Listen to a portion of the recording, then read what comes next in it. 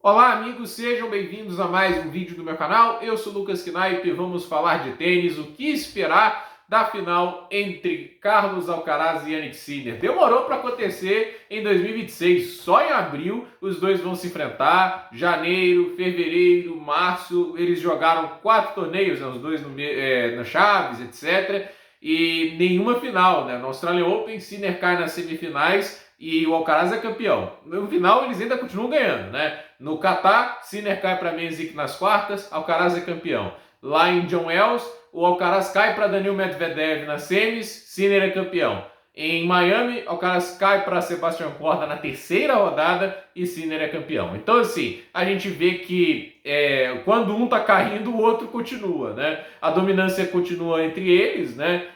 Foge muito do que a gente via na era do Big Three também, né? Tipo, teve momentos na era do Big Three e já sabia que o título ia acabar com um dos três, né? Tipo, eu não lembro 2011 ter tido um campeão de Masters 1000 diferente de Nadal, Djokovic, Federer, no máximo Murray. E vamos ser sinceros, a geração atual não tem o Andy Murray, não é o Zverev esse cara, né? O Murray fazia muito mais frente ao Big Three do que o Zverev está fazendo ao Sinner e ao Alcaraz no momento. Então, eu acho assim, essa geração ainda não tem o cara ainda nem para fazer o papel de Murray, né? Um cara que chegou a ganhar, acho que 16 Masters 1000, que é um número muito respeitável, 3 Grand Slams, né? E fez final em todos os 4 Grand Slams. Ainda não tem esse cara ainda nessa geração, né? Então, eu olho para esses dois, eles ainda estão uma prateleira acima dos demais. Alguns jogadores conseguem nivelar em certas áreas, etc. Mas não no todo, né? Tipo, eles são muito completos. E a pergunta que não quer calar é: quem consegue vencer amanhã? A solidez do Sinner ou a variação, né, que o Alcaraz traz, etc. Porque assim, por um lado, o Alcaraz tem sido um pouquinho mais errático, né? Ele tem tido alguns momentos ali de maior oscilação, né? Hoje contra o Vacherot ele foi quebrado ali no segundo set e a parcial ficou um pouco mais complicada, né? O jogo parecia sob controle, o Vacherot ficou muito forte, mas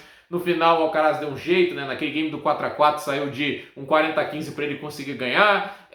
A gente tem um Sinner que até agora só teve um momento grande de oscilação, que foi contra o Thomas Mahat. De resto, né?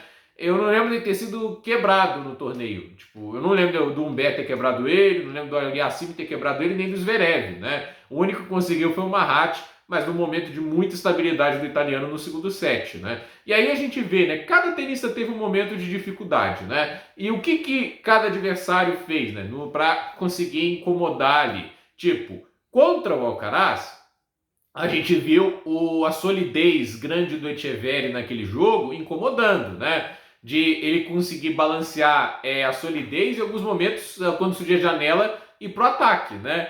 Mas a mesma coisa pode se aplicar um pouco ao Sinner, se a gente para pensar. Quando que o Sinner foi ameaçado? Até pegando o jogo do Aliassime, faz justiça seja feita e teve momentos bons no jogo, né? Ele comprou a pancadaria e quando tinha a chance de acelerar, ele não hesitava, né? E se tivesse a chance de produzir um winner, ele tinha que ir para a bola. Foi o que o Mahat fez. O Mahat foi com um jogo de muito risco, que pagava muito alto e custava muito caro. Ele abriu 5-2, levou o empate e ganhou o tie-break, né?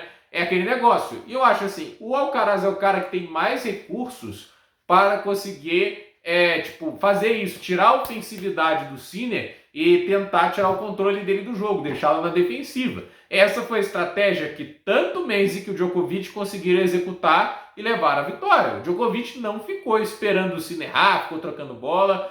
A bola encurtou um pouquinho, ataque, né? E aí tem uma coisa que talvez possa ser a vantagem do Alcaraz. O ritmo do Sinner é muito parecido. O Sinner não é um cara que alterna muito velocidade de golpe, né? Por quê? Porque o jogo dele, né, tipo, na maior parte do tempo, independente dele ter uma velocidade muito parecida, ele tá machucando muito, né? Então, assim, às vezes você vai ver um tenista conseguindo, né, lidar com isso. O João conseguiu, o Mikkelsen também. Gente que gosta de jogar no mesmo tempo de bola, né? Daniil Medvedev, de certa maneira, conseguiu, mas a questão é conseguir sustentar uma coisa, né? Machucar ao ponto de tomar o controle do jogo é outra, né? O Alcaraz é capaz disso, mas ao mesmo tempo, né, o Alcaraz ele tem que estar acertando a bola. Se ele começar a errar, essa solidez do Sinner pode machucar. O Alcaraz teve períodos de instabilidade nesses últimos jogos, né? Contra o Etcheverry custou o segundo set, chegou a estar 2 quebras atrás,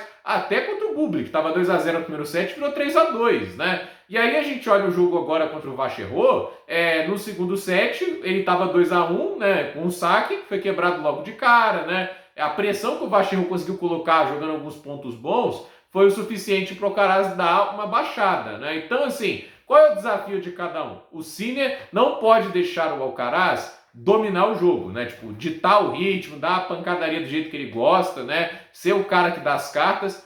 E ao mesmo tempo o Alcaraz não pode se dar o luxo de cometer muitos erros, né? Porque isso pode abalar a confiança dele e aí o Sinner aproveita e passa por cima, né? Então a questão é, cada um tem um dilema. Como cada um vai conseguir navegar desse dilema no jogo, eu não sei. Roland Garros a gente viu um jogo, né, que o Jannik Sinner, na solidez, com a agressividade que ele tem, né, tipo, ele consegue jogar num ritmo muito rápido, sem errar muito. No início do jogo ele estava conseguindo controlar, mas depois, passou um tempo, o Alcaraz começou a tomar um pouco mais o controle dos pontos, começou a machucar mais, e aí o jogo mudou de figura. Então, a pergunta é essa, né? Em Roland Garros, o Sinner começou melhor e o Alcaraz buscou virada, embora no quarto set a gente saiba toda a história do Sinner ter tido os match points para ser campeão. Então, curioso para o jogo, vamos ver, até porque assim, essa é uma vitória importante, né? Ganhar esse jogo, né? Uma mensagem para Roland Garros, onde os dois serão os favoritos ao título. Curioso para ver como cada um vai gerenciar, qual a estratégia que eles vão fazer. Um elemento do jogo, por mais que seja o saibro mais lento, o saque vai ser importante, né? Se sacar bem para conseguir neutralizar uma devolução ofensiva, a gente tem um jogo muito interessante aí. E aí eu falo, o Sinner até agora tem devolvido o saque melhor do que o Alcaraz, né? Ok, o Alcaraz enfrentou sacadores, talvez assim, tipo o Bublik e o Vacherot, são muito bons, o Bublik não sacou bem, o Vacherot sim. O Vacherot sacou bem, o Alcaraz andou bem com o jogo. Mas a questão é, o Sinner tem trabalhado devolução, ao meu ver, melhor. De qualquer jeito, né? É que assim, vai lembrar, o Sinner enfrentou Zverev, Aliassime, são dois excelentíssimos sacadores, né? Lidou bem com os dois, né? Vamos ver como acontece na decisão. O saque do Alcaraz, para mim, é um elemento do jogo dele, né? Que assim, se eu tivesse que falar, talvez o único elemento que eu não coloque na primeira prateleira. Tem alguns momentos que ele tá, assim, impressionante. O Wimbledon ano passado, né? Ele tava sacando uma barbaridade, né? Tipo, é impressionante, mas a verdade é que, assim, nem todo momento o Alcaraz está conseguindo fazer um saque que, assim, tira o adversário do jogo, como o Sinner conseguiu lá em Miami, né, com o jogo contra o Zverev, até mesmo em Indian Wells contra o Daniil Medvedev. Então, vamos ver. Eu acho o saque do Sinner melhor, mas se isso vai impactar ou não, eu não sei. O Sinner é um cara que, assim, joga num ritmo muito alucinante, muito, assim, não há muita variação, e o Alcaraz alterna muito mais o ritmo, etc., mas ao mesmo tempo, assim, né, tipo, é aquele negócio, né, um cara um pouco mais previsível, outro cara que pode alternar entre picos e pisos de produção um pouco maiores. Então, a ver o que vai acontecer, quero saber o palpite de vocês. Eu não consigo cravar um favorito, eu acho que ambos têm jogado ali, tipo, no nível parecido. Eu acho que o calendário ali do Sinner nesse torneio foi um pouco pior, mas ainda assim é um confronto que capta a nossa curiosidade sem dúvida nenhuma. Por esse vídeo é isso, duplo nos comentários, deixe seu like, se inscreva no canal, compartilhe esse vídeo e até o próximo vídeo.